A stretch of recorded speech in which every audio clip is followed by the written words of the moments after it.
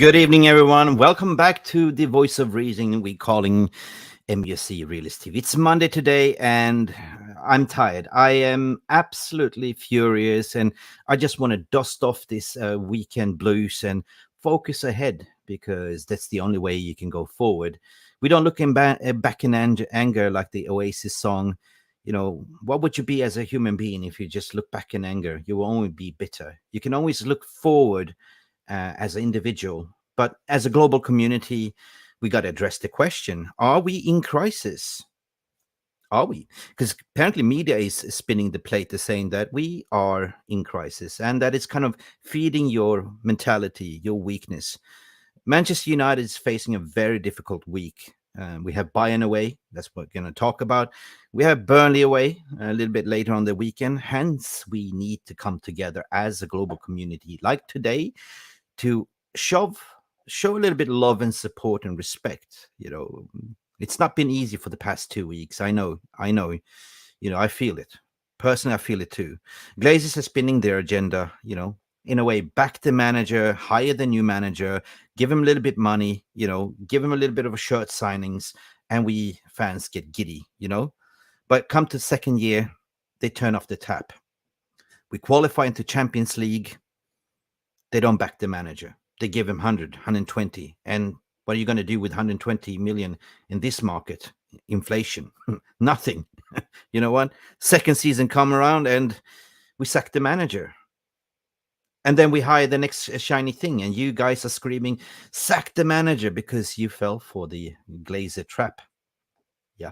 Glazers are feeding the media and media is feeding you. We are 5 games into the season, people, with a lot of ball to be played. Yet we are here hitting the panic button, right? We are sinking. We're screaming like the movie Titanic. Jack, come back. And some people on Twitter are screaming, Ole, please come back. Seriously, why cry wolf? At the end of the day, we are shit. I understand we are shit, but we are Manchester United. We are the biggest club, and you guys are the victim. We fan base are the victim, and they feed you fans with this garbage to take the hit. Now is not the time to panic, people. It's like if you're watching too much Netflix, you've seen that Fifth Sense, I see dead people. Well, you've seen that movie 5-6 times before, haven't you? They're selling you a blockbuster script, like, you know, The Walking Dead. Or are you dead in the head? You know, they sold you this blockbuster script that you read before. So don't fall for the trap, people. Stick with us. Talk to us. Because we'd rather be the Three Musketeers. You know, you fall. What are they saying with the Three Musketeers? One for all for one. We are Manchester United. You know, or we live by the sword, we die by the sword. We don't flip-flop around this in this channel. I would just simply like to quote from Braveheart. They can't take our lives, but they can take away our freedom. Are you ready to rumble? I have a scintillating panel to discuss the week ahead. Let's do this. Now, for the thousands in attendance and the millions watching around the world on Mufc Realist TV. Ladies and gentlemen, from Mandalay Bay, Las Vegas, let's get ready to rumble!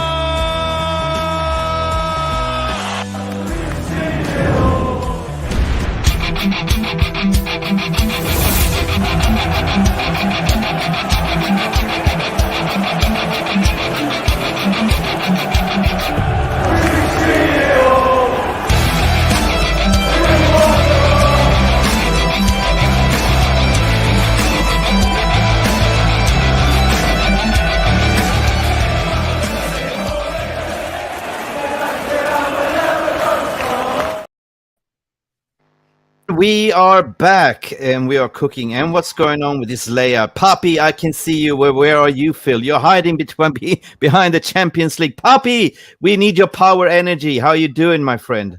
I'm good. It's Phil, I believe, that's hiding behind the Champions League. Oh, I can see Phil right now. How are you doing, Power? What's cooking all the way from Boston, USA? Yes, sir. I'm so happy to be joining you guys. What's up, Jay? What's up, Phil? What's up, Mick? All good. Let's talk about it. Let's talk about this that's coming ahead. Guys, Phil, how you doing? I am better today than I was the other day when you last saw me. You patched up the wounds. We licked up the wounds. Jay, how about you? I'm good. I just saw your intro there, Mick. You're bringing the eloquence, and Papi is already bringing the smiles. I think Phil and Jay are going to be a bit more tempered in our mannerisms tonight. Would you not agree, Phil? I think that's a fair balance of the what was about. Yeah, I think so. Well, we talk about Netflix blockbusters, like I'm tired of these 3 weddings and 1 funeral. You know what I mean? But I believe that you're going to get up and do 2 funerals the next couple of days as well. Weddings. I'm sorry, Jay. Yeah, weddings. The bane of my weekend, managing and organizing weddings. Anyway, we move on. Wedding planner. Big up. Something like that, yeah. Listen, I want to start asking you guys the question. Are we in crisis or is it media inflated? Who want to go first? Do you want positive or negative? Drop the mic. Come on. Let's do this. Okay, I'll go first. Get it out of your system. I don't think we are in crisis. I think the biggest crisis at the moment is the injuries that we're dealing with. When you look at the start to the season, we've got a brand new goalkeeper in, and any goalkeeper, not just into the style of play, but with the players around him. And when you look at the injuries that we've had across the back 4 already, how is he supposed to settle with a back 4 with a 4 in front of him when they're changing every single game? And I questioned after the other game, some of potentially could Anara have made those saves? Are we making the errors we're making at the back? We've got so many injuries at the moment that it is having a big impact on us. I'm not saying that the players on the pitch who turned up the other day should have done more. I'm not saying that. But in terms of, is the club in crisis? We've got an injury problem that we need to deal with. But I don't think we're in crisis. I think it's all being blown out of proportion. They get excited, the papers, you lose a few games. And, we're not where we want to be. I'm not saying that whatsoever. I'm not happy where we want to be. I'm not happy with the performances we're seeing. But are we a club in crisis? We need to get rid of the manager? No. No, I started to see a trend here. We lost to get Brighton, who is probably the best informed team in the Premier League, right? We've been snubbed by De Zerbi before. And now we've seen everyone is bigging up De Zerbi as the next coming thing, right? Everyone is doing it. Everyone is hating on Manchester United. Everywhere you turn, which channel you turn on, you see just negative stuff and how much money we spent and X, Y, Z. But nobody's talking about the actual 10 injuries that we currently have and the muscular injuries. Jay, I will ask you: are we in crisis? And if we talk about muscle injuries, a few things since you're a professional bodybuilder competing, that if you overtrain, if you lift heavy, if you're not taking, proper recovery, you're bound to overtrain and have muscular injuries. Okay, crisis, that's a bit of a stretch. Phil alluded to very well. A new goalkeeper hasn't had the same back 4 in front of him in 5 years running. So that's an issue in itself. I would question, do we need to sign a goalkeeper? That's a story for another show. So the new injury to Amrabat, which I broke yesterday, nobody wanted to believe. He's out for 2 months. So that's going to be like a grade 3 hamstring tear. So hamstring, it's a very tricky muscle. There's actually 3 parts of your hamstring. Without boring you with physiology, hamstring goes from your pelvis down the back of your knee. And it can happen from either A, overuse, B, lack of recovery, or C, a muscular imbalance. For my coaching with rugby players, we have them on a program all year round. It's called a Nordic pelvic tilt, where it's just a simple thing to do once, twice a week to increase strength and mobility of the hamstrings to counterbalance the mass that's put on in the quadriceps and the rectus femoris. So you would question 5 games a season, how does Amrabat have an overuse injury already? We alluded to previously on other shows the lack of recovery time that was afforded to the players in pre-season, with the constant flying from city to city across Europe and North America. So recovery time was eaten into there as well. So obviously, for me as a coach, I think the risk factors for muscle injuries had not been managed.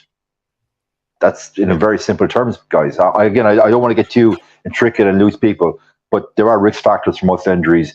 You minimize the risk, you minimize the occurrence. And looking at the way those players traveled, all the flights, different bed every night, different training services, for me, those risk factors were minimized. Therefore, now, as a result, we have a spate of injuries. True that. Also worth to mention that, it was a very unprecedented season, that we had a World Cup in the middle of the winter, and then we had to play catch up to make up the TV sponsorship deals and stuff like that. So we literally played 3 games a week, and plus we were deep into all the cup competitions, and everyone was just playing and playing and playing, and then they'll give him 4 weeks off. There's not enough recovery time, and then back onto the PR tour. To all the way to USA, where Papi was actually viewing the game. So, Papi, how do you see? Are we in crisis? What are you saying? Do you agree what Phil and what Jay is saying as well, or do you see it differently?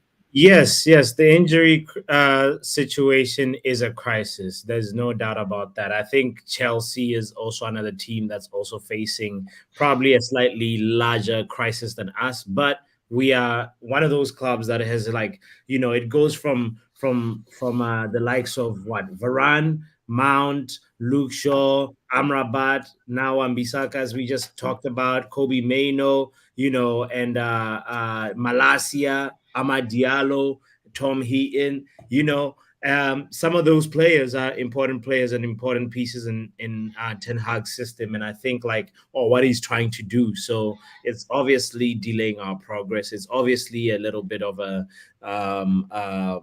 hurdle that I believe eventually we can still get by with the likes of Reguilon and Dalot as our fullbacks. I think there's an opportunity there for us to be a very attacking side, and it could be a blessing in disguise, because as injuries happen when you're a professional, it's also your opportunity to go showcase give opportunities. It's you showcase what you can give to the squad. So it's an injury crisis, but it's not. The whole club itself also has some drama. It's not short of drama, but at the end of the day, I want to just also touch on what you said earlier on. I mean, definitely deserves his praise. His praise. No, I mean, we have to just give the man his praise and say he's doing good for a coach who's just been there for a very short period of time. So that aside, we still have to look at our own club and say, what is going on at Man United? Have we traveled too much, as Jay was talking about? Jarvis has been here and talked about all the travel miles and the times that we spent in the airport. They're racking up frequent fly points. We've got more mileage than points. True that. Oh, yeah. Well, yeah. So at the end of the day, we haven't kicked the ball yet, and we haven't found the run of form yet. Players are knackered. You can see you've been playing Casemiro as a single pivot. He looks absolutely out of steam. So we got to bear in mind to look for the future as well, to say that we have players coming in like Sofian Amrabat that will assist. We have some people are criticizing the signing of Mason Mount, but Mason Mount can offer is more than Christian Eriksen can offer. Off the ball, he's very tenacious, right? Technical gifted as a bench player as well. So we definitely look like we have options together with Kobe Mainoo as well. They're looking forward to come back as well. So yeah, and prolifically we need to start using Rasmus Hojlund. We've seen glimpses of Rasmus Hojlund and he was booed off. Actually Ten Hag was booed when he substituted him, but Ten Hag justified it to say, look, he came back from an injury. We will always the case. We'll give him 65 minutes in bed, but I do expect him to play more minutes. And we've seen what a proper number 9 like Rasmus Hojlund can do. So big up to all of you for shedding your light. We can only look forward from now, to be honest. There's no point of being negative, because that will not give you anything at all. It will only defeat your own mental health, and that's why you come to this channel. Anyway, we got to shout out everyone in the VR room as per tradition. There is how many are you in the VR room? Please like and subscribe. And if you want to chat, you have to subscribe. Otherwise, you cannot chat. Just as a disclaimer as well, because we are on the road for 17K. Actually, we're on the road to 20K. We are just about 140 away from 17K. So if you can support this channel, smash the like button, subscribe now if you haven't. Big up to all of you. Let's start with Stephanie Griffith to say, bring on Bayern. We can see Jarle Malmin is in how. Carlos is also here. I can see Jamie Wayne. RJ is here. Carlos as well. Again. There's a lot of you feeling positive vibes. I can see Ellie and Tenno is here as well. Who else do we shout out? There's a lot of doubling down. Lucky Singh is here as well. Who else? Manenza is here. Big up to you, Manenza. Good evening to you. Carlos again. There's a lot of you here. Who else haven't I shouted out? Let me know, Phil. You're also in control of the chat room. Simon here and he's here. He's saying yes, we are in. Box. Yes, Scotty's yeah, at wheel. Neil Driscoll. Craig Warby. Yeah. Edward Reed. Edward Reed is also here. Simon Heron say, yes, we are in crisis. 11 players injured and the players are running around half-assed. Yeah, but they just basically run out of steam, as we say. They haven't recovered. So what we need right now, people, is fresh legs. That's what Jarvis's message is. Jarvis could unfortunately not join us today. We had some tragic family crisis that happened yesterday. So big condolences to you, Jarvis, and your family. You got all the love and support from this channel. We love you. And if you are listening, there's endless of love and support for you here, brother. You have the link if you want to come in, have your say. But you told me to bring the message to everyone. We need fresh legs, fresh food.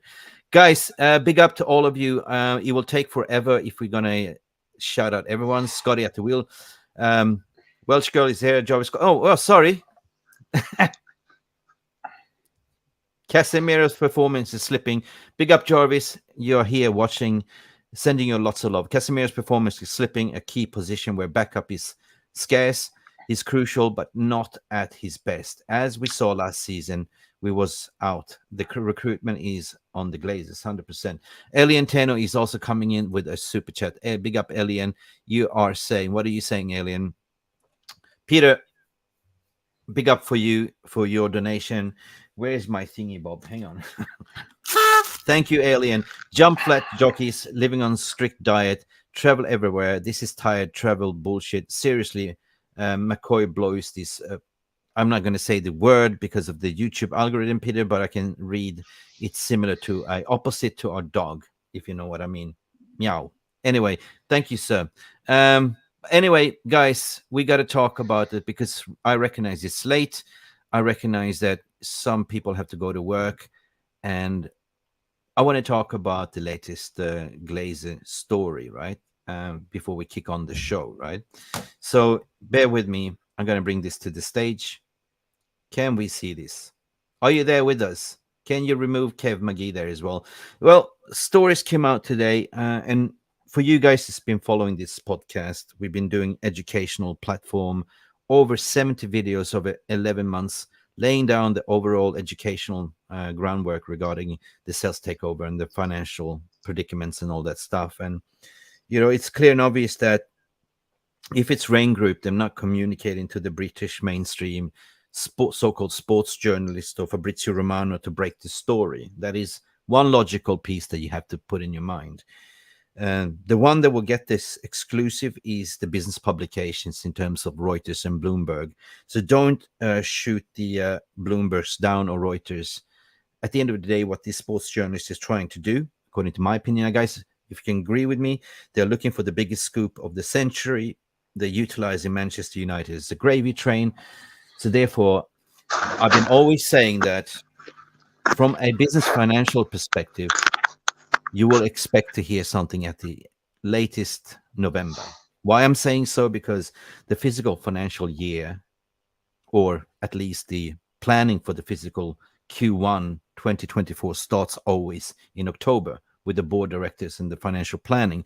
So it makes no sense to lay down a new financial planning with Glazers on board. And therefore, some reports are also saying, even Neil Costis was saying he was played down because it's the Sun. They say expected in October, November. There's always some truthful elements when people coming out to report these things, right? And David Hellier, Bloomberg journalist, which I respect, was saying there's nothing happening at the moment. And exactly what we've been told, August to September, but I believe the process and progress the next few weeks. My feeling is that Sheikh Yassim will be succeed in taking over the club at the end. And this is what I also been saying, been consistent of, if you know what I know. I responded to this tweet as well, for the record. There's always some truth in it. The truth is always in the middle, people. Bloomberg will have the exclusivity or Reuters to break this story. And this is the partner what Rain Group is working with. The financial timelines make sense. Before the end of financial year to hand over the keys. The new establishment start fresh with new Q1. Guys, I want to hear from you guys. What do you reckon? I mean, in terms of the gravy train, with the battle of the so-called sports journalists. I'm not going to mention names because I do respect them. But are you agree from a logical business financial perspective that this will happen at the end of Q3, right? I want to hear from Jay. Okay, pardon me, Mick. To your credit, you've always been very measured and analytical in your analysis of a takeover. You haven't jumped on any of the gravy trains like the popular outlets have, like our competitors. And secondly, I would say the Qatari group, they're not going to break the story to lads in the Atlantic. They're not going to give it to a tap-in merchant like Fritzy or Mano. Nope. They're going to give it to a world-renowned, recognized outlet such as Reuters or Bloomberg, and they're the facts. And your average punter sitting at home that reads the red tops or is constantly looking for information on Twitter, they're looking in the wrong area. No, 100%. So, and you're saying there about you've got your financial budget broken down into quarters. So already the companies are looking forward to Q1 for January next year. So if we're to take even half of that statement to be true, looking at a takeover in early Q1 or 4, I don't think any of the fans would have a problem with that. No, 100% no. I mean, I believe in Bloomberg. I believe in Amrabat and Sen. I believe in Reuters because they have no dog in the fight. They only report on mergers and acquisition facts. But I do respect transfer journalists and sports journalists because they're good at what they're doing. But when you start believing that, I don't believe it until I hear it from Mike Keegan and Fabrizio Romano. Are they business journalists? No, absolutely not. Absolutely not. No, because these people, they do have contacts with agents and some club officials, 100%. But they don't have direct contact with Rain Group. They don't have contact direct with Sheikh Yassim and I2 Holding Foundation. What they do might have is a contact within Ineos. And Ineos is also been coming out leaking our concession stories that you've seen it, right? They're threatening to walk away because Glazers wants, to stay in power, have voting power. And this is to me like more of a concession PR strategy to say, hey, the loser will always come up with some statement and excuse, and they will use this as excuse that at least we tried, and they wanted to have control, and therefore we backed away. Papi, what do you think? The thing with Sheikh Yassim and Sir Jim Ratcliffe is such an interesting thing because I think it's also more than just there's money, but then there's a battle of patience. And I feel like it's one of those things that where, like, we have seen, of course, we know that the sale of a club is not like you're selling like, a cell phone. There's a lot that goes into it. And there's a lot of like, accounting that has to go into it. So you'd expect that by now this process would be done. And for me, there's a little bit of like, when the media produces a story like this, I take it with a grain of salt because I'm not like, I understand that they're journalists and they need to make a living and they need to generate some story. So sometimes I'm kind of a little bit like, who is this person that's talking? What other things have they been covering? So when we're talking of credible outlets like Reuters and Bloomberg, we're actually talking about like real news that is going to happen, So it makes me a little bit like, I'm excited that the end is near. I was hoping that it was going to be more in timing with the season, like the actual like football, calendar. But it makes sense that it has to kind of coincide with the financial year. Well, Phil, I'm going to take it to you as well, because majority of the fan base was actually deluding the same what Papi was hoping, that we get the new owners before the start of the transfer window so we can actually go and buy players. But unfortunately, that didn't happen. So we ended up getting another credit line from Bank of America. This is the last credit line, but per my understanding, because we are 1 billion over in debt now, and Bank of America wants the money back. They're not going to lend us any more money. So logically speaking, I want to hear from you, sir. Yeah, so from my perspective, I've not got like any inside scoop or anything. I just kind of what I read like everybody else, what I hear from you guys. But from my point of view, I think that, I didn't think that they were going to come in before the transfer window, because if there was a takeover about to happen, it would probably be the worst time, because your prices would just get completely inflated. Yes, we said that. And we heard throughout the window that we were knocking down prices and we couldn't afford to pay anymore. And we were buying players that clubs are willing to sell. So we weren't like going in for, I forgot his name, from the striker who had 143 million. Everyone thought we were going to be getting from Napoli.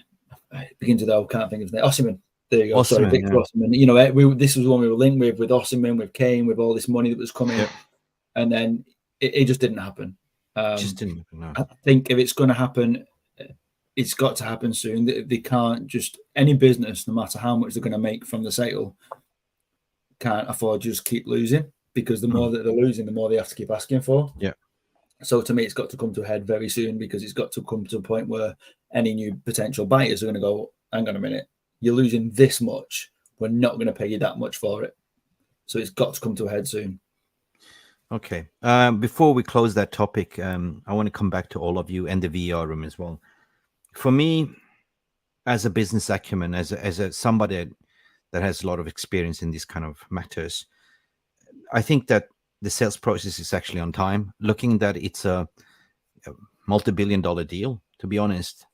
We are in November. We are actually 12 months in the sales process takeover, and if you look at mergers and acquisition, some acquisitions take over 2 years.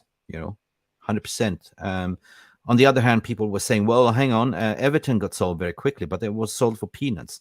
They're not a publicly listed company either on New York Stock Exchange. There's a lot of loopholes that you need to fix. There's a lot of legality stuff that you need to fix. And therefore, you have a lot of, retained lawyers working on it. Everyone makes money at the end of the day. So this, for me, turned out to be that, at the end of the day, we saw that we were given 120 million in credit, and Glazer would not approve anymore. So basically, they had to finesse everything. They literally had to scrape the barrel to get Sophie Amrabat on a loan deal, right? And that tells me that the Glazers has given up. At the end of the day, they're not willing to invest any more money. They are in deep shit. I'm sorry, my language. They're in financial crisis themselves. The stock market that we've seen, somebody's been manipulating it purposely to have a low stock price at $20 right now. And this can only benefit one person. If it's, let's say, if it's Ineos model, what they offered is to have a down payment of 2 billion. And then within 3 years, depending on how the stock market is performing, they will buy them out on a premium, has caused some confusion within the Rain Group and Glazers. At the end of the day, you have the legal challenges from the minority investors, then they don't favor this as well. So therefore, the Ineos bid is dead out of the water, according to my opinion, right? And the media is playing 2 months catch up, right? I think I'm 100%. I wouldn't say 100%, but according to my opinion, according to what I know, is they made a purchase agreement with the Glazers, with the advisory of Rothams and Lathams and Watkins and all them stuff and Rain Group to say, take this deal. This is the best what you can get, right? You're literally walking out with 6 billion. Somebody's literally paying off your bar tab that you've been racking up, having VIP champagnes and Grey Goose and having a party and racking up all the debt bills on the credit card, and somebody's willing to pay that off. Plus, you're walking away with 6 billion in each pocket. Tell me, Glazenomics, if you would not take it, why would you have more money? You know, it doesn't really make sense. So at the end of the day, what I see, I'm tired of this. I just want to see a resolution. We need answers. Ten Hag needs answers, because clear and obvious he's been blocking his vision, to be honest, guys. The love and support for you, Jarvis, is big as well, massively. So at the end of the day, what I say here is what I believe, and what I know is what I know. If you followed my factual educational podcast, go check it out. It's called Glaze It Out Playlist. You might learn a thing or two. But I stopped believing in anything that comes out there in the ether and just apply my logic, sense, and reasoning. Guys, thank you so much for listening. Now it's time for Footballing Matters. Guys, enough of this takeover gash. Listen, we have a game to play. Are you guys thinking, are we screwed against Bayern? I'll go first, Mick, before I get off. Yeah. I would grab a 1-1 draw right now if it was offered. Look, we've been watching football a long time. It's Bayern Munich, perennial semi-finalists, at least, in Champions League historically. Remember Jose Mourinho's historic football heritage speech? Well, Bayern Munich heritage is always get ladder rounds of a European competition. Us, on the other hand, last 10 years, what are we? We get Champions League. We stuttered, stammered. We might last 16. We're knocked out. My head says my heart says a point. My head says a 2-0 loss. And Kane obviously score. Sad to say it, lads, but that's the reality. Yeah, hold your beer there. Super chat, super chat, super chat. Super chat. We have lots of love from Nigel Flynn coming into you, Jay, as well. You were bang on with Wan-Bissaka yesterday, Jay. He said, interestingly, David Hiller Bloomberg has only spoken 3 times interviews. That's a fact. Twitter update, and he's been knocked down by British media, but not today. That is a uppercut right there, Nigel Flynn. Thank you for your donation. Thank you, Jay, Nigel. Appreciate it. Thank you, Nigel. Yeah. Thank you. You absolutely mentioned a point, because these Bloomberg journalists, they don't tweet constantly for attention, right? Yeah. And he's been spoken 3 times, tweeting when he's needed. He doesn't have a dog in the fight. And that's why I respect David Ornstein. The same thing what David Ornstein is doing. He only speaks when he has to. He doesn't tweet all the time. Well, you have likes of, can we mention names? Go ahead. Please do. Keegan, Jacobs, who else do we have there? Wheeler, all of them. The entire athletic staff. The entire athletic staff. That you have to pay the subscription to read at the end of the day. That's the thing. So big up, Nigel. Anyway, big up. Thank you, Nigel, for your support. Listen, I know you got to go soon, but I want to bring the attention to who I want to go next.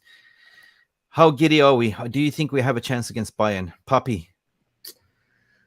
I have to be honest. I'm usually optimistic, but against Bayern Munich, it's not a home game. We know our away form against superior teams, and men called Kane has been in good form. He's he didn't start off well when he arrived, but ever since he settled into Bayern Munich league games, he's doing well. So I'm not very hopeful that we're going to get a win. As Jay said, we'll be so lucky to get a point. Okay, fair play. Listen, how about you, Phil? I mean, if I'm looking at the team that they played, let's say, let me just stretch this one out. Hang on. Maybe we get a better picture. Yeah, that's better. Because they drew against Bayern Leverkusen, and this was the team they lined up, right? if we look at this team, okay, we have faced Harry Kane so many times in Premier League. We know who the Harry Kane is, no problem, right? We most likely will have a Varane back for this game, 100%. We will have Leach as well. They know how to deal with Kane. But if you look at the lineup, basically, who drew against Bayern Leverkusen, they haven't been in that great shape, and they have a slow start as well. You have Lamer, Upcutmekano. I don't rate Upcutmekano. Kim Min-jae, that's the signing that we wanted but didn't get. And Davis. Kimmich is kind of losing his legs, and they want to get rid of Kimmich. He lost a yard of pace. Goretzka, I rate. Leroy Sané, we've seen Leroy Sané a lot in City. Thomas Müller, the same, getting a little bit old. Serge Gnabry, unfortunately, we were linked to Serge Gnabry in the news today that we were in for him. And Harry Kane. This was the team that drew 2-2 against Bayern Leverkusen. You tell me, Thomas Tuchel likes to play a high line, which means that we need fresh legs. We need to hit them on the pace. Is there a time where I can think about being the underdogs here, like the night in Paris, when nobody thought that we will prevail? It is, according to my opinion, nobody expects us to do anything. Everyone expects us to win, but a wounded animal will always come back and bite you. The floor is yours, Phil. So a few stats. So Bayern have played 4 games. They've scored 11 goals. They've conceded 4 in the last 3 games. Bayern Leverkusen, who are top of the league, above Bayern. Mönchengladbach and Augsburg. The last result was a late penalty to Leverkusen, which got them the draw. So they are conceding goals, but the difference is we're not scoring them. They've had Kimmich, you said, is tiring, but he's still got 2 assists already this season. Kim Min-jae's got an assist. Alphonso Davies, another defender, has got 3 assists. Sane is scoring goals and assists. They are playing as a team. There's goals and assists coming from all over the team.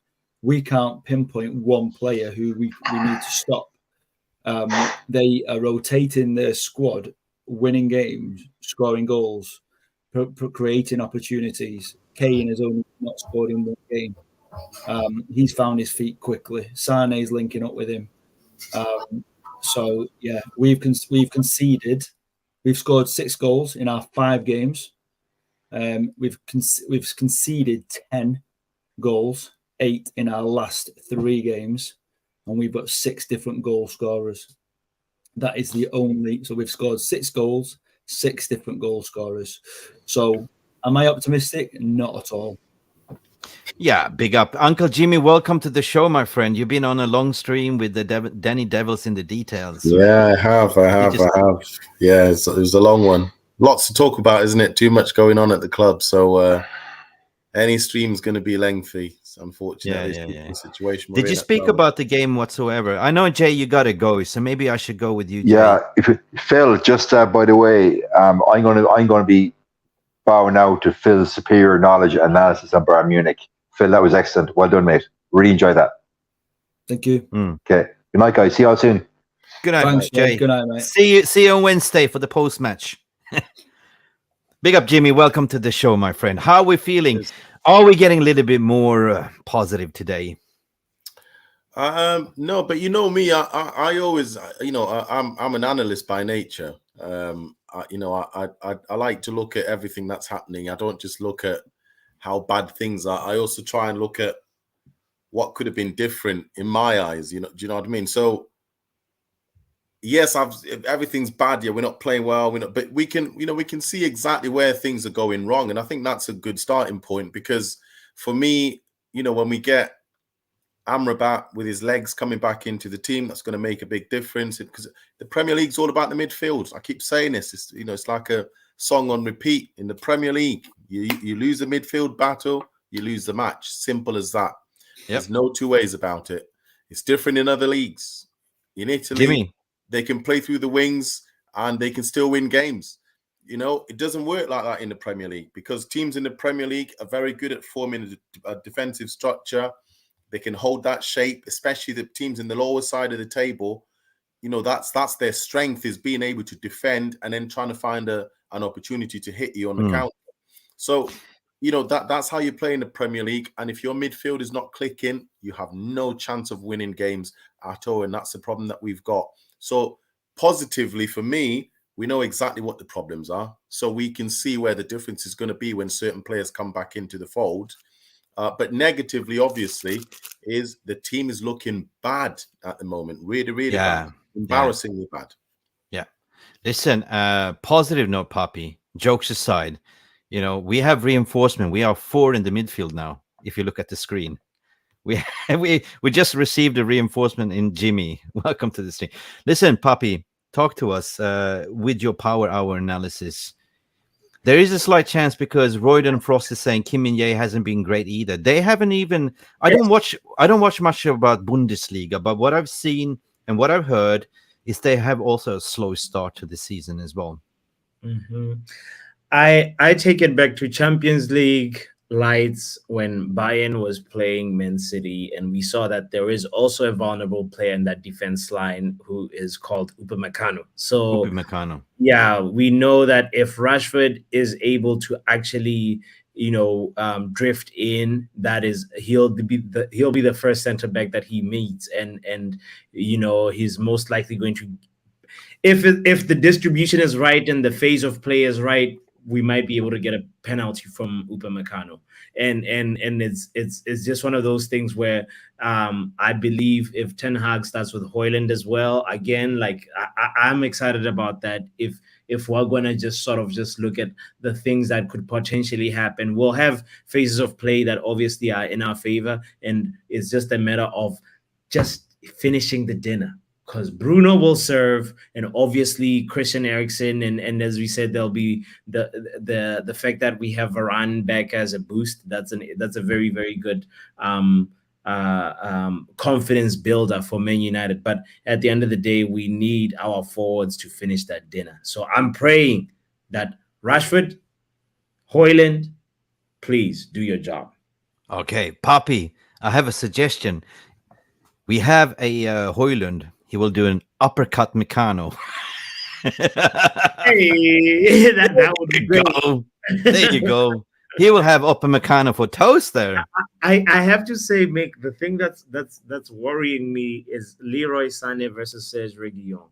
Like that, I you know, Leroy Sané at home has he's been very settled at Bayern Munich, and the fact that him and the link-up play that he has with Thomas Muller, that's something that's a little bit going to be a worry. And now with the Kane boost as well, like this team is there to score goals, and it's just a matter of how do we respond if we concede first. We can't put our heads down. We have to be able to fight, and we have to be competitive, you know. 100%. Listen, Phil. Yes. How do we approach this game? I mean, we obviously have Burnley away, so we need some rotation. Burnley, we have 2 away games, and away record hasn't been good. Do we let them press, you know, play high line, and we just hit them on the ollie ball, like, you know, on the counter? And in that case, do we need fresh legs? Like, you know, do we start hungry play like Gore, Hannibal, Mason Mount if he's fit? What's worrying me is we're 5 games in and we're talking about we need fresh legs. These are supposed to be professional athletes. This is the sort of thing you say with 5 games to go towards the end of the season, not 5 games into the season. If that's a problem, then that is a problem in itself. Good point. Good point. I cannot understand why we're talking about fresh legs, because it's the start of the season. We should be raring to go. We should be at our best. You know, you're talking 3/4 away before the season, before you know, the injuries. We know that they're big. I don't think we'll see Mount back. I mean, there's a couple of rumours he might make the bench, sort of thing. Amrabat, is he going? We just don't know. When you look at, I mean, I've got I don't know if anybody saw this online today, but I was going to quickly read this out. The 11 that are out who could be a starting 11. You've got Heaton in nets, and then you've got Malacia left back, Shaw and Varane centre back, Wan-Bissaka. Currently, you've got Mainu and Amrabat in sort of defensive midfield positions. You've got Mount in front of them as an attacking midfielder. You've got Anthony, for the reasons we know, Sancho and Ahmad that's just the people who are out. And many of those players, you could say, would be in our starting 11. And that is my concern. And you're not just going to, if they are injured, you cannot rush them back against a game like Bayern. Jimmy. They've got to be brought back. Yeah, Jimmy, what's going on with Donny van de Beek? He's not registered to play in Champions League, by my understanding, right? He's plenty fit, but he's not on the bench. He's not on the... I don't know. It's a weird one because, with like Sancho, we get the updates, don't we? Even though they're negative updates, but we get the updates. Whereas with him, we just never get anything at all. I never know what's going on with him at all. I never know whether he's in a special training program. Is he training to come back into the squad? Is he not? Is he leaving? Is he staying?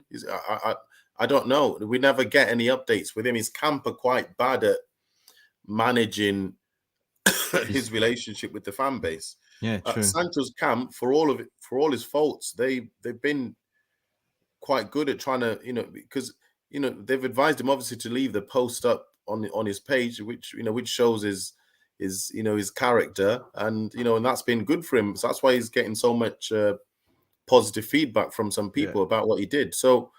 The Donny one is a weird one. I don't know. I have no idea what's going on with him. I read one report in the morning and I'll read a complete opposite report in the evening of the same day. I can't. Donny, if you go back in time now, Donny is very reserved, very timid, pleasant guy. Everyone talks great about Donny. He doesn't complain, right? He accepts the situation. That's the thing, right? He doesn't have to prove himself by yapping on social media. And if you take Sancho for one story, like, they can only go one way, like in its play against the club, who you think is going to win, So at the end of the day, I don't think Donny is registered to play in the league either. What? They thought he was going out on loan, so he'll never. Oh, wow. Is that true? Wow. If that's true, that's bad. That's really bad. Really? But you know what? If that's true though, if this is true, then it just shows how incompetent the structure at the top of the club are. Because how do you allow this to happen? How can you, big man Manchester United, allowing this to happen? How does that make any sense? It just shows you how just disjointed the whole structure is at the top. It's this camp against that camp. It's just a mess, and this wouldn't happen at Aston Villa. It wouldn't happen at any club in the league, in the Premier League.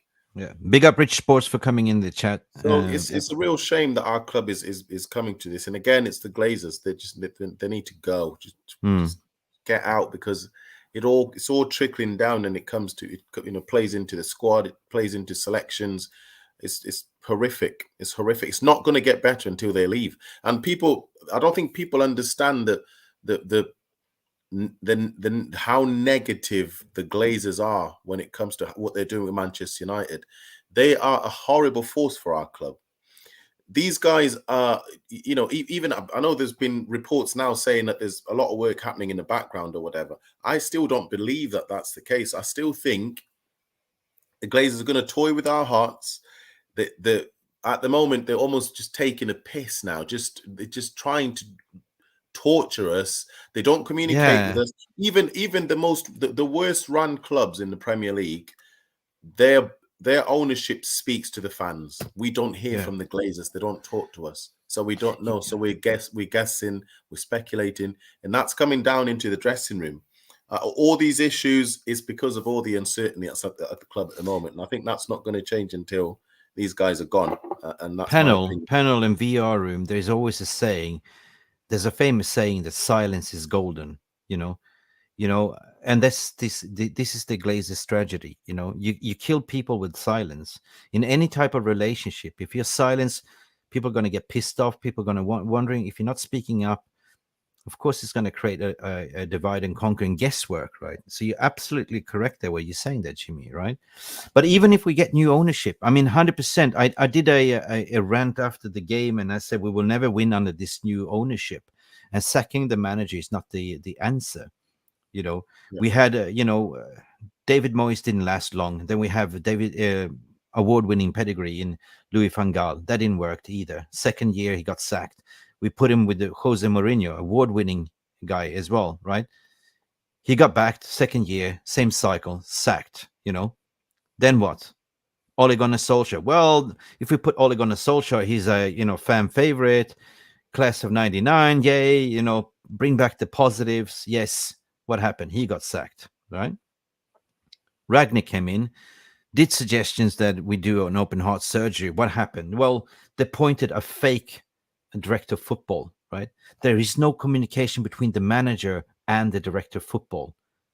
A director of football and a manager should sit down together and discuss the targets, discuss the project together. The commercial side and the CEO, they will do the commercial deals, right, with the football in mind. But this manager or this director of football, so-called director of football, we know his name. He's not competent enough. He doesn't have the pedigree CV. Apparently, there were some club recommendations for some signings. So apparently what they're saying now that Hojlund wasn't Ten Hag signing. It was only like Onana and Amrabat. Yeah. But I want to bring back to I saw somebody was messaging here in the VR room as well, and he was absolutely spot on. Like, even if you get new ownership in, don't expect magic straight away, right? A restructure, any corporate organization, when you do a restructure, you always set a 5-year project plan, right? That's the thing. Don't expect the new owners come in and you will start competing straight away. No, you got to do a clean house. You got to assess. You got to implement new people, best in class people, and they got to get into like their roles. And you got to set a strategy where you want to go with the club, align with the sporting director, and align with Ten Hag's plan of style of play as well. And off we go. So I do expect, if we have new ownership, to be complete within 3 years. Just look at Newcastle. They're slowly building as well. They're not there yet. Phil, any final thoughts regarding that? Sorry, I've just been doing some quick checks on the. That's all right. I've been posting them. So yeah, I mean, basically, Donny, he can play for the Premier League. He can't play for the Champions League. Yeah, sorry. So I've missed that little part of it. Sorry. So yeah, move to Papi. Papi, any glimmer of hopes? Donny can apparently play in the Premier League and the Cup. 100%. We have Dan Gore knocking on the door. We've seen what Hannibal can do. I mean, his goal, unfortunately, got swept under the carpet. People forgot what a beautiful goal that was. And that was his first Premier League goal. And people were focusing on the negatives, right? It was a great goal. Great goal. It was a great goal, really yeah. Big up. Gary Lineker picked up on it. Gary Lineker said, fair play to him. He said, he commented on Twitter saying something about, like, you should show the rest of the team this is how you score a goal. So and that was Gary Lineker. So fair play. He's got his head screwed on. He excites me a lot. He's one of those midfielders that's gonna he's gonna grow into a very important midfielder. He's gonna be a Roy Keane type of midfielder, I think. And the other thing is, it's unfortunate for him because the manager's bringing him on at the toughest of times. I mean, the 7-0 loss to Liverpool, bringing him on at 6-0. It's like, you can't bring on this kid, at 6-0. What's he gonna do? If he's not good enough to start because you think he's too young, why would you bring him on at the most difficult of times? So it doesn't make any sense to me. So I don't know what Ten Hag's thinking is in that respect. But I think if he tries to kind of teach him the right way, the proper midfield way, I think he's going to be a really good player. He's got balls the size of, oh my God, he's so brave. I haven't seen a midfielder like that in our team for a while. He's very brave. He's not scared. He does remind me of a Roy Keane type of midfielder where it doesn't matter what size the other midfielder is, they're going to go for him at all times. He's happy to go toe to toe. Really good to see. I hope he gives him enough games. I hope he starts him in games, to be honest. He's got the legs. Jimmy, who do you think he'll start ahead of? Because everyone's waxing lyrical about Mainu when he's fit. Everyone's saying we've got Amrabat, we can't wait to get him in. Casemiro wants to get alongside Amrabat, so it's depending on the type of game, I would start him ahead of Casemiro. To be honest, I would play him in that role. I think if he's got an Amrabat and a Mount, because there's extra legs there, I think he would do all right. I don't think he's maybe he's not composed enough to go up against really good midfielders, but I think against the average midfielders, I think he can hold his own. I think he would get the better of most of them, to be honest. Burnley? Yeah. Burnley, a bit about him, throw himself about a bit. I mean, I wanted to highlight just Hannibal's moment by the post that he put up right after, the game, by saying that years of work went into that moment to score a goal for this incredible club. Impossible to enjoy it without the team getting the result we wanted. And he really showed so much passion. He's such a breath of fresh air. We always talk about players that have the dog fight in them, and this guy, he's got that dog fight. He's got he's brave, as Jimmy said, and so is Hojlund. He's got this fearlessness nature. Yeah, they've got this this. When they come together, they can make a really strong synergy, and I'm excited about the future for Hannibal. And do you remember that time when Man United players had all given up, and Hannibal came in and got the yellow card, and it felt like this was against Liverpool, wasn't it? Yeah. A yellow card for some reason. He got a red card. This one was a consolation. He came on, took 3 players out in the space of about a minute. It was just all over. It was brilliant. I got to translate Serbian. Crowd all day. Sorry, I'm going to translate because Milos Mitic is writing in Serbian.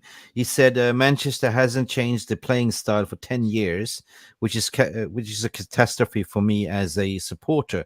Well, they have, Milos. I mean, we played pragmatic football under 2 managers, right? Defensive style, pragmatic, counter-attacking football. What Ten Hag is trying to do the second round of the season is definitely not working with the current personnel that he has with all these injuries. Jarvis and I, we spoke earlier, and he said fresh legs, and play those hungry players that are rested youth like Mount, Gore, Hannibal, 100%. Arteta first 2 seasons ended at 8th place.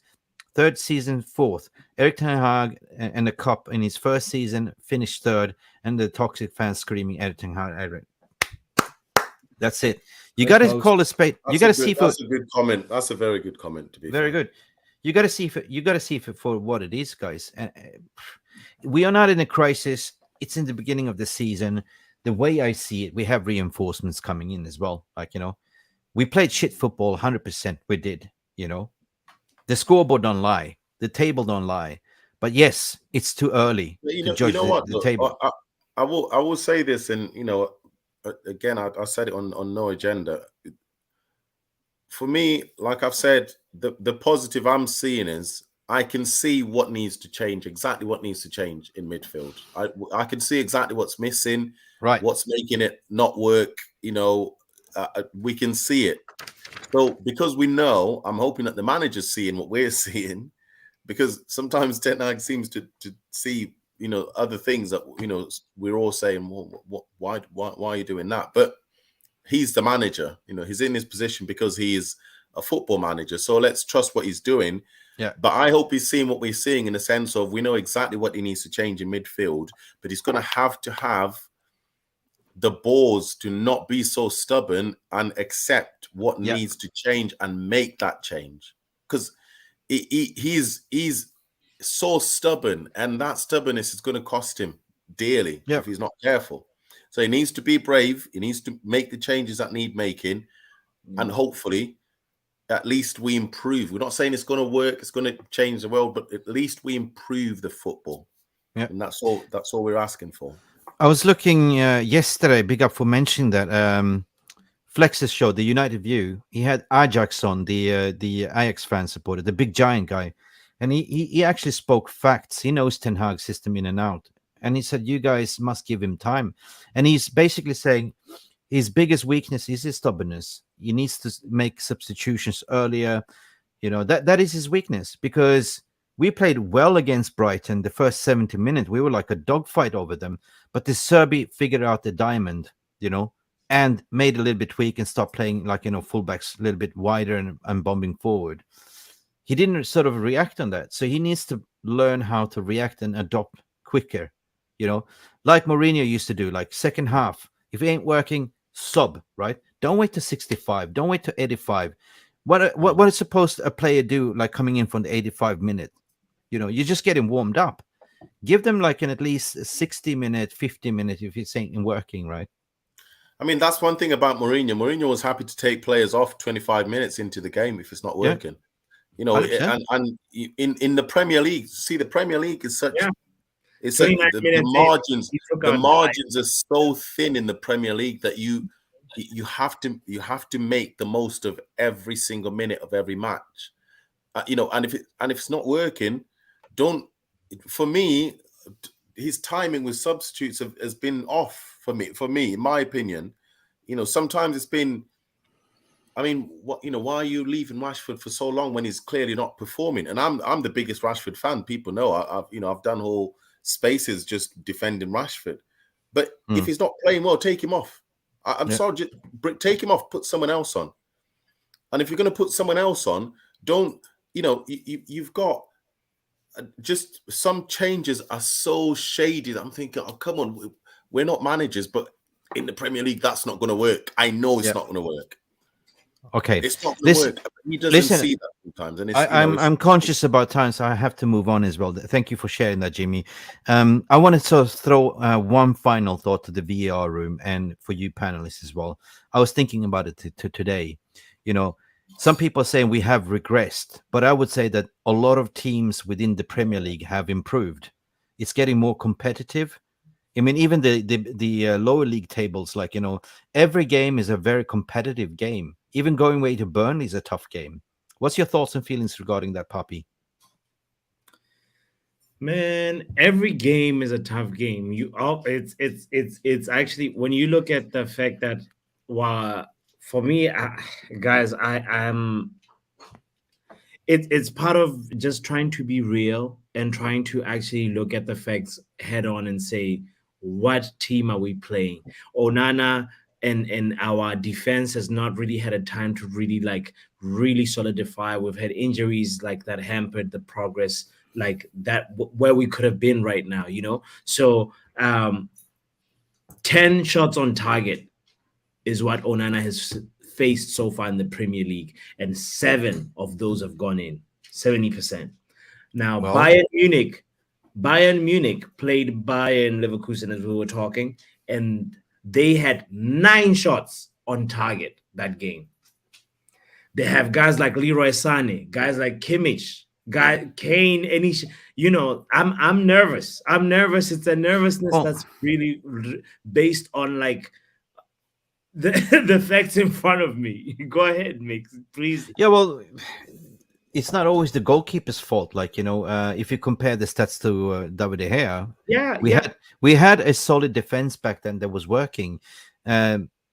These couple of 5 games in the Premier League, our defense has been shady. It's been rocky. You have Martinez is not at his best. But even Martinez is looking real shaky. Not settled. I think he's afraid because he's metatatis. It's just not gelled enough. They don't trust each other fully enough. They know they've been given instructions. They're confident with the build-up. So for the most part, whenever Martinez isn't doing what he was doing last season, in the sense of he's not as aggressive for me. Mm-hmm. And his positional play is off. It was brilliant last season positionally.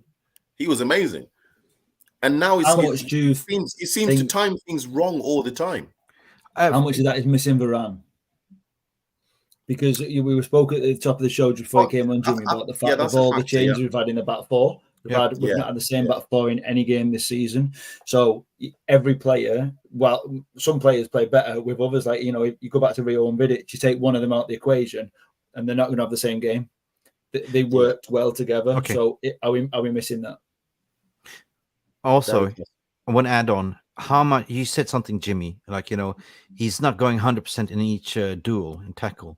How much is that to mental scareness that he had a fracture, like the metatasis foot, and it's probably is kind of feeling it, so he's taking a little bit easy. Yeah, but how much do you think that it's in the back of his mind? Like, I'm not going to go. Of course. I think, of course, mentally, because he doesn't want to get injured, he wants to play for the whole season. But the problem with that is that's the best part of his game. So it's what gets you injured, pulling out. All right. But if he can't do the best part of his game, then he's going to end up not starting. He's going to end up getting replaced.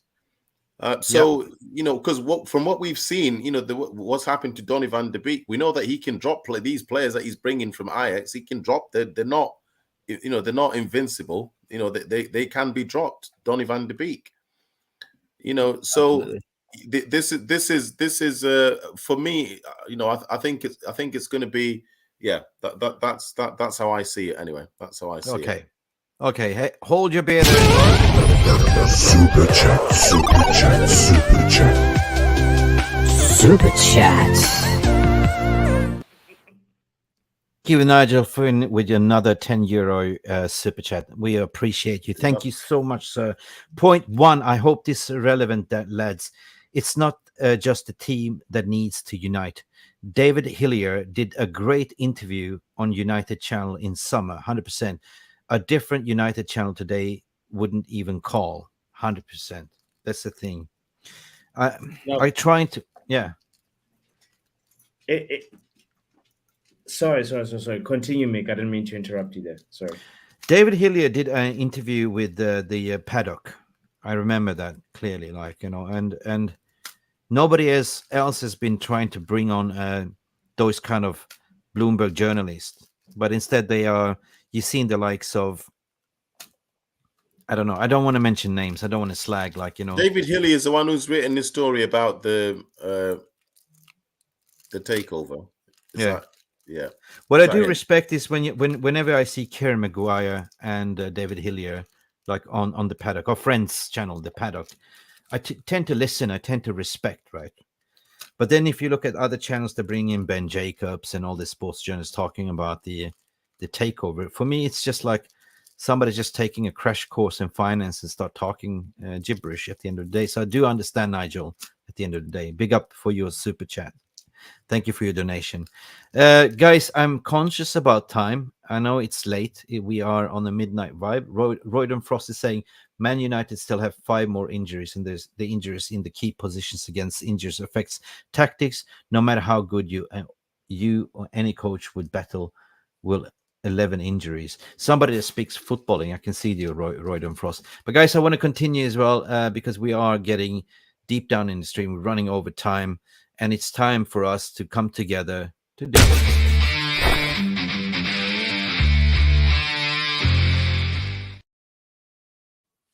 Guys, I want us to talk about how we beat. We see in the lineup what they probably will line up. If you can take down Roydon's Frost chat there, Phil, that would be most grateful so we can free up the screen. Because I've gone ahead in my mind, and I want to have your engagement in the VR room with the panelists as well to say, this is the way I see potential lineup. Can you guys see this, right? And I want us to debate because at the end of the day, the back line picks itself. If Royce Champions League Varane is back, what the reports are saying, he's been saving himself for the Champions League. Do you agree with this back four, like Reguilon, Martinez, Varane, Diego Dalot? Yeah. 100%. Can't deny it. Absolutely. Yep. Because of reports are saying, reports also came out today that Amrabat is 75% chance to start, and Casemiro is running ragged. So if we play a double pivot there in the midfield, it will be most beneficial to help out Casemiro with an Amrabat Casemiro, and for God's sake, play Bruno as a number 10. What's your thoughts, or should we make changes? No, the Bruno number 10 is fine, of course, but the Rashford on the right, not for me. Okay. The reason per se, my logic behind putting Garnacho there on the left wing is because it feels like we're force feeding Rashford, hoping for a moment of brilliance, like we did with Arsenal. You have 10 attempts and 1 will go in. There's goals in Rashford, right? Ten Hag just needs to be picking players that are on form, right? Stop being stubborn and just put in pacey players. Garnacho will offer you at least bombing forward, going direct, right? Rashford, we've seen him at England, he can do a right job at, playing at the right wing, but Rashford always cuts inside. Do you see any chance for Garnacho to start, or do you see Rashford going over there? And Pellistri on the right wing. Who is in better form, Garnacho or Pellistri?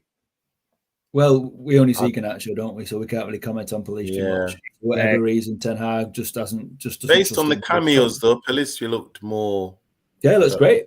Pellistri looks but based on experience, then, this is Champions League. Garnacho has more belts under his belt. I mean, game experience than Pellistri, and this matters.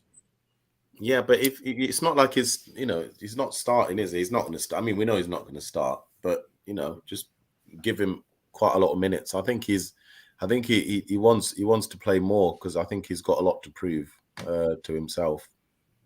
But this is not working. You cannot put Bruno there. Don't put Bruno on the right absolutely again. Not. Please don't. Wasted. Anything but that. It keeps doing it again. It's like, stop. Please don't do it again.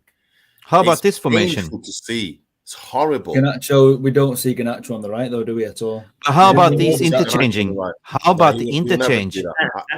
He won't start it. How about interchanging? Those two interchanging a lot, switching positions. On paper, it should be, but that's not going to happen. I think it's going to be Rashford starting. Garnacho is going to be on the bench, and who are you going to play on the right wing then? Honestly, my thing is that he's going to go with a diamond again. And then we're going to see Hojlund. No, don't do that 007 diamonds are forever. I have a slight feeling that we'll see a midfield that includes Casemiro, Bruno Fernandes. The person that might be dropped is Scott McTominay. Maybe Scott McTominay. But at the end of the day, Ten Hag is Ten Hag, and he might just feel like we have to control, because the whole thing is nullifying Goretzka and Kimmich. Those guys are experienced. I'm gonna play You see this comment from RJ? Davis is so fast, man, and that is such an accurate comment. This guy is so. I didn't see it. Hey, Phil, can you bring it up, please? I'm controlling this scoreboard. Unbelievably quick. He's so fast. It's Davis, yes, 100%. I didn't know he was that fast. And when I watched him, when did I watch him last? Can't remember one of the first games. I thought, bloody hell, he's quick, isn't he? I just never. I don't know. I never paid that much attention to him. I guess he's quick, man. He's so quick. He's got 3 assists already this season as well. Yeah, he has. He's fast. He's just goals. Listen. Panelist and VR, I'm going to hit you with the curveball. I'm going to play the devil's advocate. No! He's my God! Is he fit and ready to play? Yeah, apparently there's been reports that he's ready to play. Then that put Mount in the middle, and that puts Bruno back on the right. No, Mount can play the right wing. I'd rather see Mount on the right than Bruno on the right. Okay, Mount or Pellistri? Who do you think he will go for? Oh no, if Mount was fit to start, I'd take Mount on the right, of course, to start. Okay. Just because it's that experience thing, to be honest. That's all it is. Because in his press conference, he said, "You know what? I've seen Mount play on the right at Chelsea, and he was really good on the right. Yeah. So he was really good. I'm just putting the food for thought there, because analytically, I've been listening to Ten Hag, what he's been saying regarding the injury updates, and he says that Varane and Mount are looking to come back. Now, it's a gamemanship. Will they be back for Burnley game, or will they be back for this game? And this game is huge. This is a Champions League we're talking about. If do you reckon? Listen, Phil, you go, but he can start Mount and then substitute Mount with Pellistri. I was going to be a real devil's advocate and throw a big curveball in. If Mount isn't fit, could you see Ten Hag starting McTominay on the right? if he's trying to make the. Oh, now we're making a twist. McTominay was going Okay, to the right in this match, in the Brighton match. Did you notice that?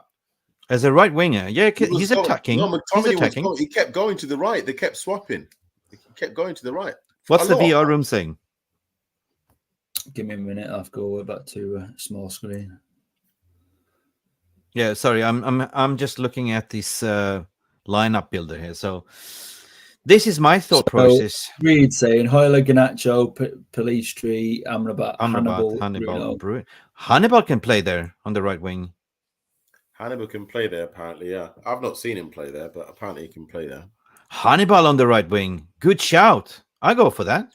How about you, Papi? It just does. I don't see it in his profile to be able to play on the right. I don't know, man. I just can't see. Yeah, no, I've seen him plenty of time on right.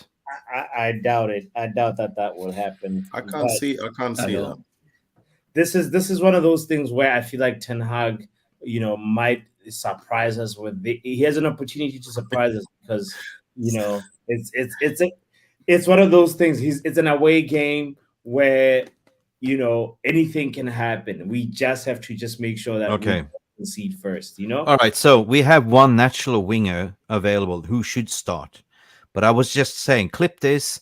This might happen. But if we are going to be real, then we will go something like this. Then Pellistri, right? Should be Pellistri on the right. I have no idea what Ten Hag has against him so far. Pellistri has not get a proper start. We need to give him. Does he not get back and defend though, Papi? How do we spell his name? Pellistri. Is it P-E-L-L-I? Yeah. Well, the thing about it is he gave an interview about what wingers are required to do in the modern game nowadays, and he said defending is a big part of a wing play. It's more like he actually compared it. He said old school wingers are the ones that would just sort of just hang out and just wait for the ball and take on players. But today's game, so there was a lot of sensibility of tactical IQ in what he was saying, the comments that I was seeing Garnacho put out. So I mean Pellistri, sorry. So I believe he knows what's required of him. It's just a matter of Ten Hag giving him the time. Didn't he just sign a contract just recently? He did. Yeah, this is the time, Eric. Yeah. If not now, when? Okay, play Pellistri. Let's go reckless. If not, just roll them out on wheelchairs, Rolling Stones. We don't care as long as you get us some a score, because everyone is expecting us to be battered. So we might as well just go and surprise them, knock him down. If Mason Mount is fit, that's why the reason why I put him on the right wing, because he can track back. He's very tenacious.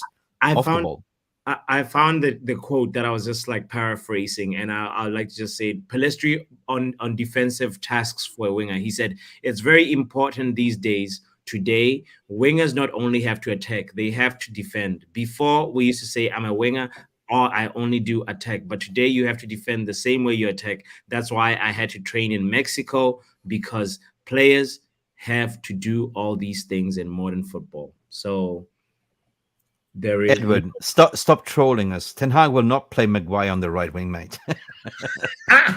Jesus Christ. What's next? Slabby Maguire playing center forward. Well, that has happened before, Mick. So all right, guys, we got to round up. We got to round up the stream as well with this.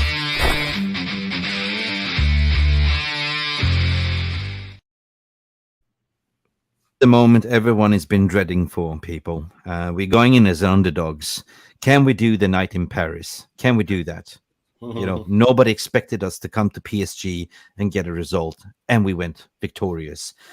Jarvis Cock is saying, play wings, not inside forwards. 100% I agree with you. We got to hit them with pace. They will play a very high line, and the way we can beat them is on the counter.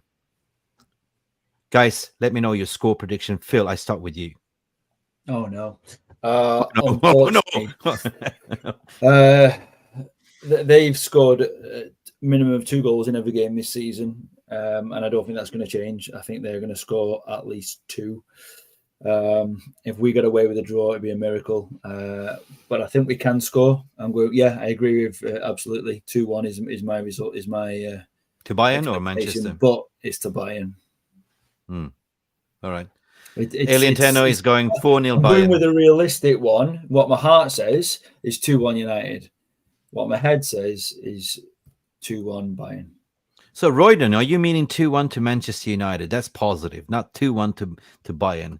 Big up to you, Royden, for being positive. Listen, I see an upset.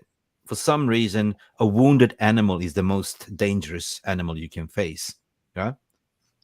The cobra will rise up and spit right in your face. I'm telling you, Hannibal needs to be in the starting lineup. Edward, we see you. I see 1-1 draw. I take that, Edward. I take a draw. Jimmy, speak to us. Speak with your heart.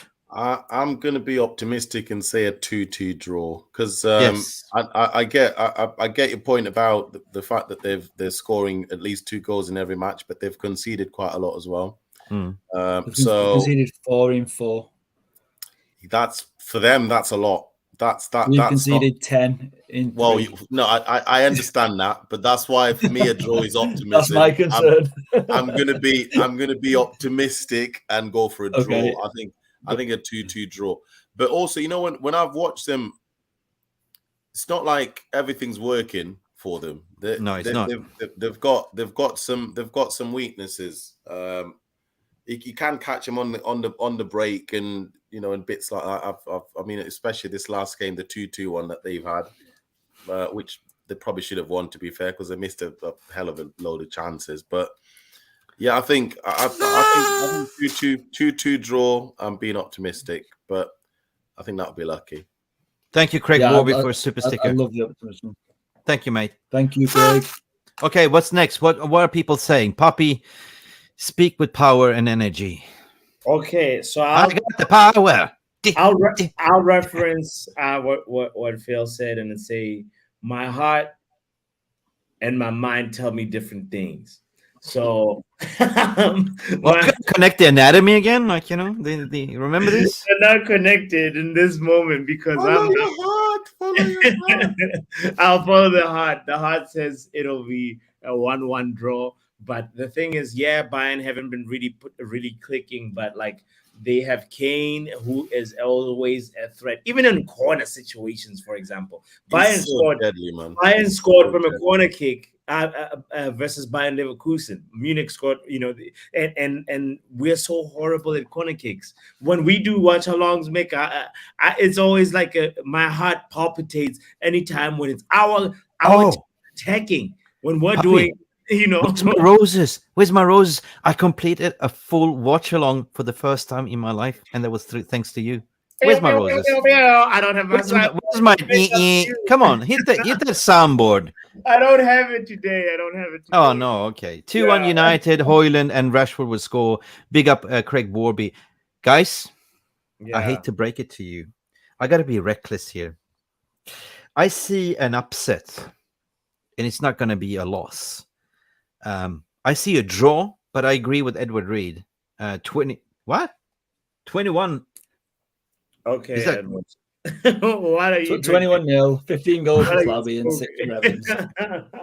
That's too much recklessness, Edward. I get your point. I think we are a wounded animal, and everyone expects us to lose. And in moments like this, you know, it's David against Goliath, you know. And I think that David will shock Goliath. I think it'll be 2-1 to United at the end of the day. Look at what's Jarvis saying here? Look at Jamie Wayne's comment. What's Jamie Wayne saying? No offense if we do win, Tuchel should get sacked the next day. Yeah, we're playing Tuchel, and guys, we know Harry Kane inside out. We faced him so many times before. So I'm not worried.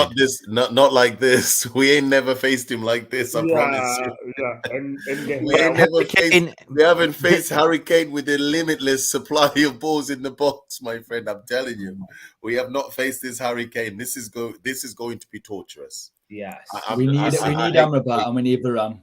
Oh, we need both. Listen, of them on that pitch. if we just keep our discipline, our shape, like we did the first 70 minutes, don't play the diamond, please. You can keep your shape all you want. Harry Kane with those 3 suppliers behind him, different proposition. Whoosh.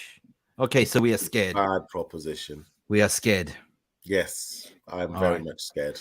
People, let me know. 1-1 draw, what Edward Reed is saying. 4-1 Bayern is RJ saying. 3-0 is LB saying. Jarvis, what's your score prediction? I know you're watching. Edward Reed is saying 1-1 Heart. Bayern Munich struggle with the defense. Jarvis is on the screen. Yes, I'm sorry. Can you read it? Yeah, Bayern Munich struggle with their defense. We can definitely hurt them, but we need to show courage and attack with heart. I predict lots of goals, 3-3, and a thriller of a game. Woo, 3-3. High scoring. Whoa. We'll double our goals in one game.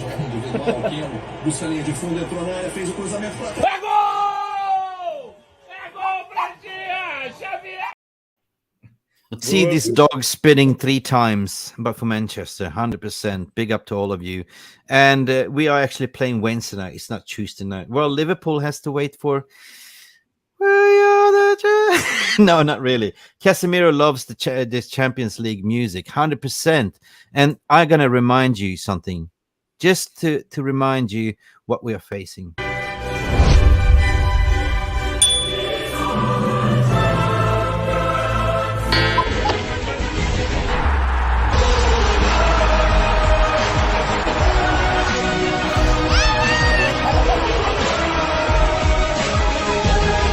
Where's the next year? Istanbul or where? Chelsea fan. Yeah. Book the hotel. Put it in the diary, yeah. Book the hotel. Book the hotel. And guys, what I want to say with this last video. Klopp pulling a hamstring was the best thing I've ever seen in my entire life watching. That was brilliant, wasn't it? It was a lovely moment. Yeah. Tuchel is banned from the bench. Listen, what I want to say with this last video is we should appreciate the floodlights. We've been crying out for it. Why cave now? Like one for all for one. We die by the sword, we live by this sword. You know what I mean? We are Manchester United. We should go in there and give them all that we got. 100%. I don't care if they roll them out at wheelchairs at the end of the game, as long as we get a point and don't get humiliated. We got to believe. We got to believe. Nico AV, dobro večer. Tuchel will be with fans. He is banned with the red card from the last champion. Oh, yes, he's off the bench. He's banned. Thank you for reminding. So he cannot coach. That doesn't really, with these top teams, it doesn't really make that much of a difference, does it? Let's be fair. They're so drilled with their tactics that it doesn't. I mean, it doesn't make that much difference. Okay. Anyway, why range together? We stick together. We ride together. We die together. Bad boys for life. Sorry, Man United for life. Yeah. Love that film. We got to finish on a positive note. We are closing the VR shop, guys. Thank you for tuning in. Don't forget to smash that like button. We forgot to mention that Lord Voldemort, all the way from Hogwarts, with his magical wand, say, our day will come against boys. We all know it. 100%. Close the shop, close the VR room. Big up for all of you for staying with the positive vibes. We're here to talk about potential win. Anyway, I will take a draw any time of the weekend. Guys, thank you for tuning in. Papi, where can people find you if you're not in Botswana? Like Roydon says, I love Botswana. Shout out to you, Roydon. Big up to you for visiting Botswana. It's a very beautiful country with beautiful people and beautiful food. Anyway, you can find me here on Mufc Realist TV, and also Papi lives here. Football Power Hour. That's the other. You're doing watch along on Wednesday, or? No, this Wednesday. Unfortunately, I will not be doing a watch along, but no. Still doing the postman. Anyway. Exactly. We'll talk about the game for sure. Yeah. We'll talk about the game with the whole panel as well. Okay, we will do the post-match reaction. Jay show. You're going to be available for that one, or are you going to be working? Papi. I'll be around for that on the post-match. Yeah. Okay. Yeah, anyone? We're going to have a call in afterwards. That is our new tradition, where global fan base can come in and have this say. You know, we give you 2-3 minutes. drop the mic and have your say. Guys, thank you so much for tuning in. It's been brilliant as usual to have you, Jimmy. Cheers. Take care of yourself and your family and stay positive. And Always, feel free to call in on Wednesday as well. Have your say after the match as well. Yeah, no, definitely. Yeah, cheers. Phil Standish. Cheers, nice one. Phil Standish, thank you for being in control in the VR room. Big up to VR room. Big up to all the moderators. What is Lucky Singh saying here before we close the shop? Character and mentality is what we need. Play Mason Mount, Reggie Young, and Hannibal Ericsson and Amrabat, and we'll get the points. Big up to you. Cheers, guys. Phil, close the shop. Good night, everyone, and we shall see you Wednesday. Thank you for everyone for tuning in. Don't forget to like and subscribe. Guys. It's been good night, people. That's all, folks. That's what we have to offer. Thank you.